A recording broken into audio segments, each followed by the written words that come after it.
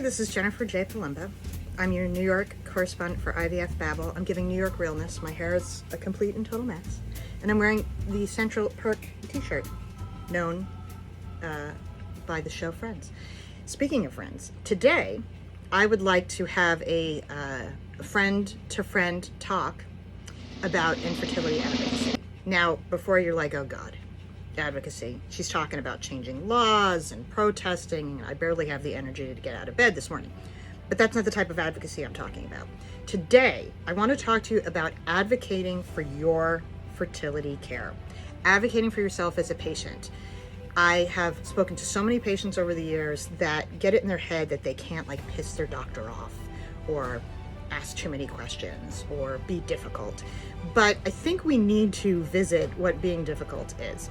If you are advocating for your care, if you're asking for questions, if you're asking your doctor, well, have we thought about this? Do you think we should try this? That's not being difficult. That is taking an active role in your fertility journey. And so I want to go over 5 points today that have come up often that I want to make sure you know about from one infertile to another. So we're going to hopefully get through this quickly. Grab a pen and paper, grab some coffee, just grab whatever you feel will make you feel better during this. So first things first, OBGYNs are fabulous people. However, if you've been trying to conceive for quite some time, you need to break up with your OBGYN. I've heard too many stories of like 38-year-olds who are like, yeah, I'm doing my like 10th time cycle with my OBGYN. No bueno. We don't have time to waste. OBGYNs, they specialize in female reproductive health. When it comes to trying to conceive, that's when you need to see a different acronym, an RE, a reproductive endocrinologist. So if you are with your OBGYN, I'm officially staging an intervention right now. Second point, depending on your age and your diagnosis, 3 to 6 Clomid cycles are recommended before moving on to another form of fertility treatment. If you are on Clomid for more than 6 months, it can actually start to have negative effects. So I think we've all heard stories where people have been on Clomid for an abnormally long time. So if you suspect that's you, you have every right to be like, yeah, I'm gonna look into something else because me and the Clomid, we need to part ways. The other issue, that's something very important that concerns me a lot because this I hear all the time. If you have had 2 or more miscarriages, that's not just bad luck.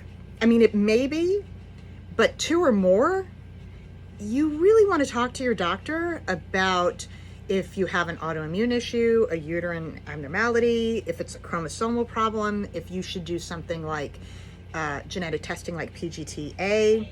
I've heard too many stories where people have had numerous miscarriages and it's just gone on too long. And even if you think about some celebrities in the last couple of years, they've shared, I think Gabrielle Union said she had 8 to 9 miscarriages. That is not normal. So while one unfortunately can happen, if you are finding that you're having more, you absolutely need to do something about that and advocate for yourself. Fourth issue, approximately 1/3 of infertility issues can be attributed to the female and the other can be to the male.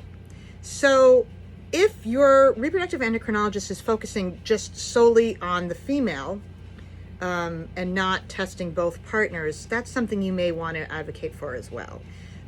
Even if you're in a same-sex relationship, really ideally, depending on what fertility treatment you're pursuing, if you're a lesbian couple, maybe you're doing reciprocal IVF, you really should both be tested. There's no reason not to do that, just to be on the safe side.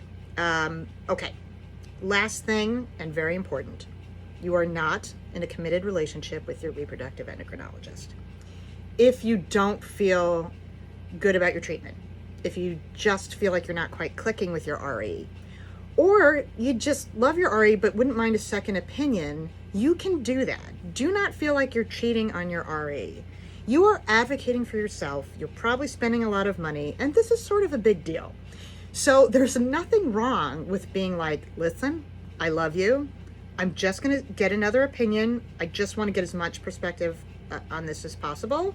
You can even get a third opinion if you want, because you really should feel good and enthusiastic about your care and feel like you're getting the best treatment. Again, this is too big of a deal to half-ass it or settle if you don't have to. So those are my girlfriend to girlfriend infertility main points on advocating for your care. I really want to thank IVF Babel for asking me to basically talk to you guys and leave a message that I think is important. Plus, everything they're doing right now to create free fertility resources during this absolutely crazy time is wonderful. So, thank you for listening. If you have any questions, or you just want to say hi or bitch about the world that is infertility, you can always feel free to contact me on Twitter or Instagram. For now, I am sending you a lot of baby dust and tons of humor.